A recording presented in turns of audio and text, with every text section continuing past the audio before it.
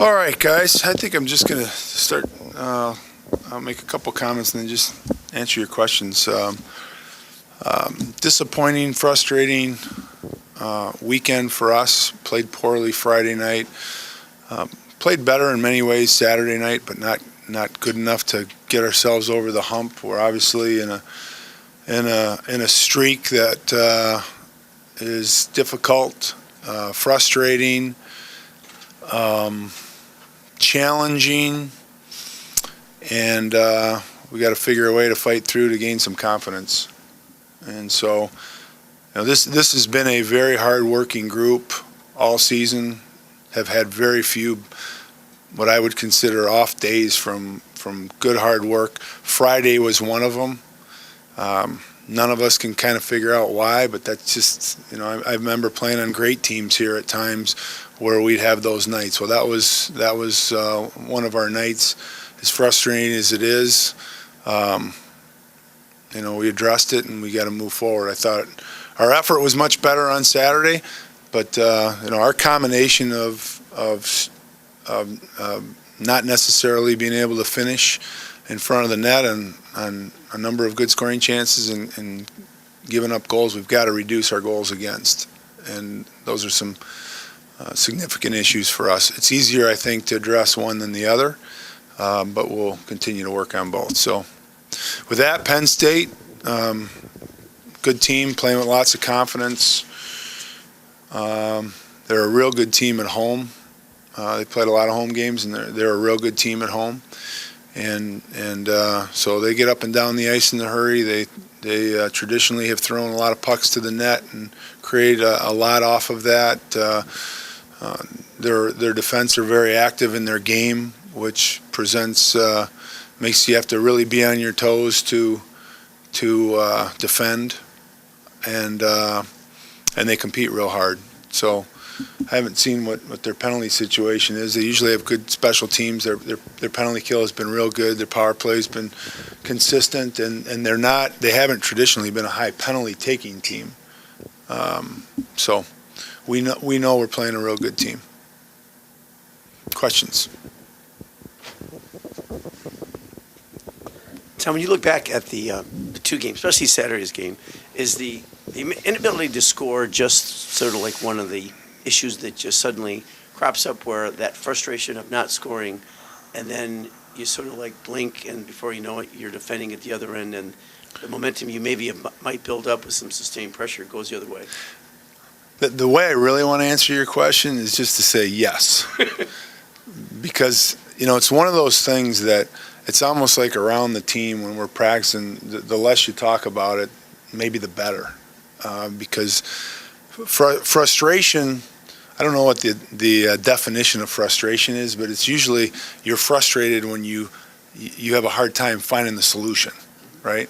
So we're getting scoring chances. We had some terrific scoring chances in that game on Saturday night, and yet, we haven't been able to find the back of the net. So yes, it does. It does cause frustration. It does, when you're scoring, that's a point in a game where momentum is built. I mean, think about it as just a fan. Go to a basketball game. Somebody comes down, sets a play, scores, and the more spectacular nature of the goal is, the more people get enthused. Well, that's not just a fan getting enthused when Miles Bridges comes in and gets a nice little loft and that big jam. I mean, that's exciting, whether you're sitting at home watching it, you're in the building, or you're on the bench, or you're on the court. And the same thing goes in hockey. And so scoring has been difficult for whatever reason. I didn't think we would go through the kind of scoring challenge that we're going through, because I think we're getting chances. I think it's a matter of time till it finally breaks and they go in. I thought that was going to happen on that fluky goal that was taken away. I'm thinking on the bench, maybe this is going to be the break that we'll start seeing some pucks work their way in, and then that went all for naught. So, speaking of that, have you got a clarification on why that goal was actually disallowed? Yes, yes, I did. And what did they say? Did someone say, they have a clear view of it, that it did not go in the net? The only thing that they could see was that there was a glove over top of the puck, before they could see in the video review that the puck had completely crossed the goal line. And yet, at the same time, at no point could you review that and say you're certain that the puck never crossed the goal line. And the official said that to me on the ice. And so, in my view, because you awarded the goal on the ice, you don't have enough evidence to overturn it, and they feel differently. So we've agreed to disagree. Exactly. And their judgment matters more than mine, so they win. Yeah. Coach, I'm sure the special teams, particularly the power play, is not exactly where you want it to be. Is based on your review, is that just a matter of personnel, who's out there, or strategy? I think our personnel is right. I think our strategy is right. I think our execution has to take another step. I think we're gaining the zone with possession. We're possessing the puck. We're getting good scoring opportunities. We haven't converted enough,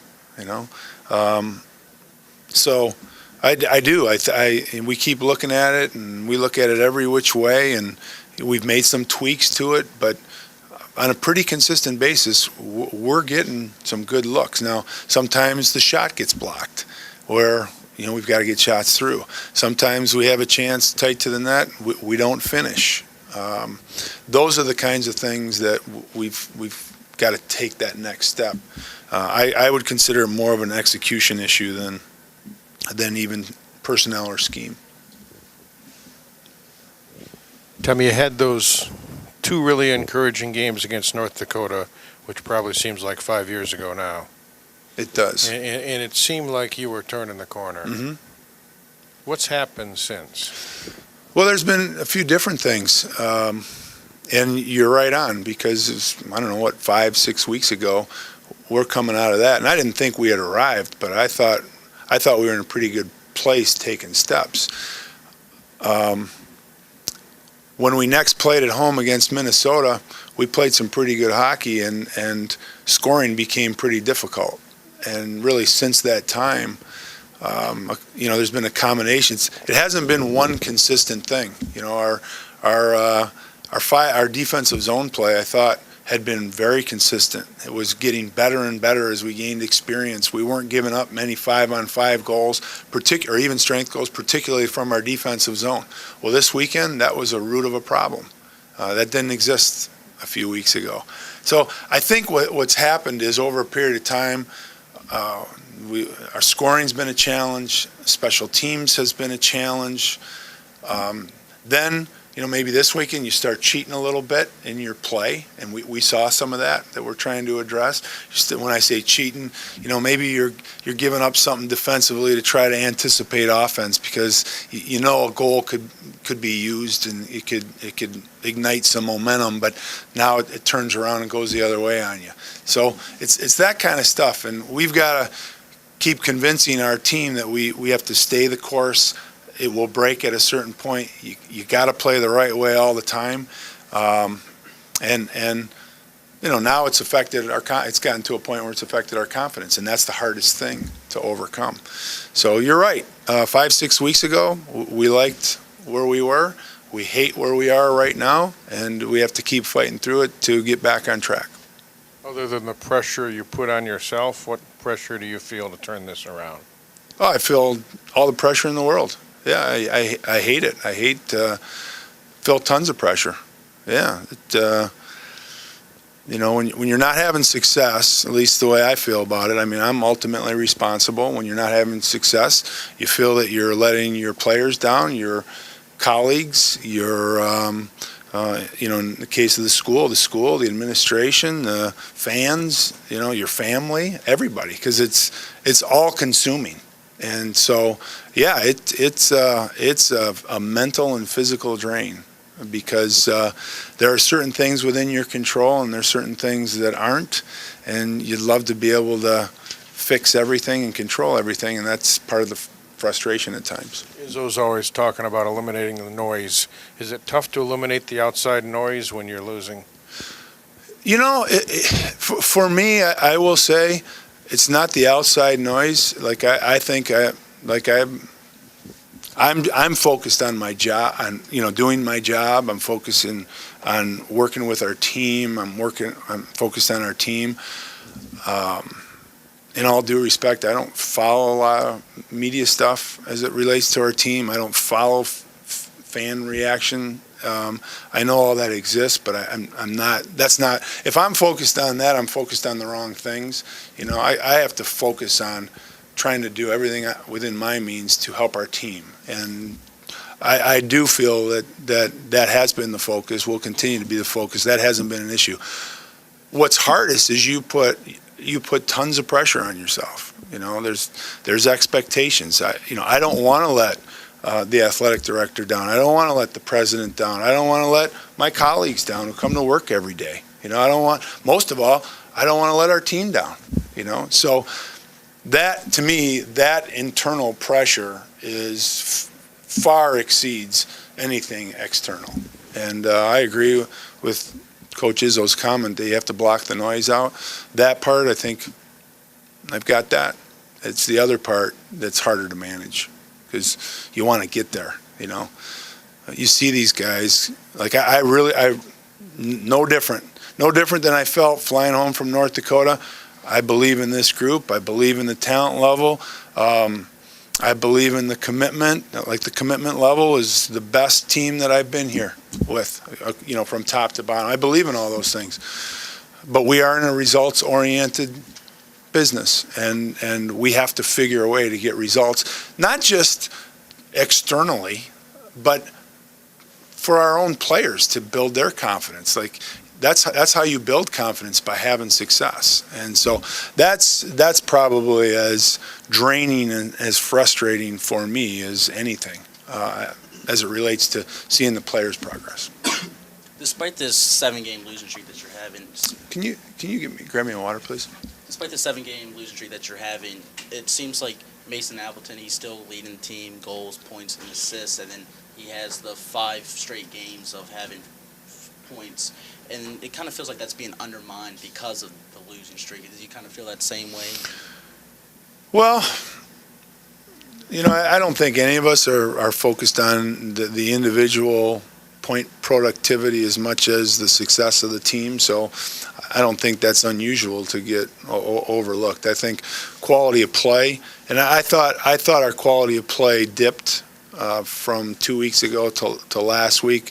And again, I think part of it is because of the frustration and inability to execute and score. And so, you put lines together for a reason, because you think they're going to be compatible, you think they're going to work together.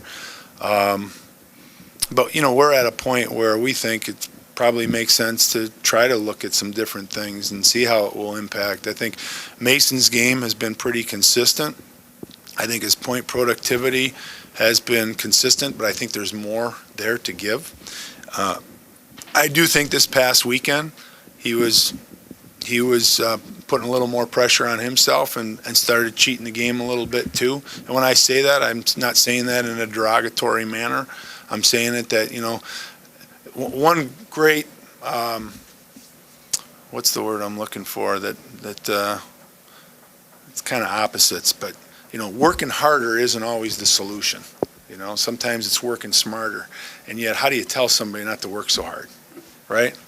And so that's that great sports dilemma, is how do you find that balance? And sometimes when you're trying too hard, as we say, you're trying too hard, you're gripping the stick. It's like me trying to crush a drive. It's going to end up either way left or way right in the woods somewhere, rather than having that nice easy stroke and being in the zone. Well, when your team's not winning, that's how you feel. You want to do everything to help, and so that's a struggle we have throughout our lineup, whether you're a leading scorer or not right now. Would you compare the team's 7-game losing streak to something similar as like a baseball? When you go on a little bit of a hit drought and you start pressing, you like what you're doing, but no matter what you try, it feels like the harder you try, the worse it gets. Would that be something similar to what you guys are going through? It's funny you say that, because we talked about that as a staff. We talked about the harder you try, maybe the worse it gets. And yet, how do you say don't try so hard, right? It's counterintuitive. And so, yeah, I was never a baseball player of any reasonable caliber, but to think that way, I mean, it is a mindset. You know, when you're really in a groove, I imagine that 100-mile-an-hour fastball doesn't look 100 miles an hour when it's coming in at you. You know, it looks like a softball. And so right now, you know, we're having some opportunities maybe in front of the net where if you had a little poise, you find your spot, you put it in. When you're pressing, you're getting rid of it maybe a little too quick, or you're just banging at it rather than you have more time than you think. So yes, I think in these circumstances that is a factor, and you got to just keep grinding through it. Because we know one thing: if you stop working, you won't get through it. If you stop working in our sport, if you don't stop working, or if you don't keep working together, no one guy can make a difference. You know, so you do have to keep grinding it out. And whether it's individually trying to score or collectively as a group, you just got to keep pushing. Good? Yeah, if you got another second. Just, Mhm. For those that don't know, I heard like the trip back was something out of a nightmare. Just wondering how you handle that. It was eventful. Yeah, it was eventful. So we were leaving after the game. We jump on the plane, flying out of Madison, and it wasn't long after we were airborne, and we got a announcement from the pilot. And this particular group has flown us a few times, so we've gotten to know them pretty well.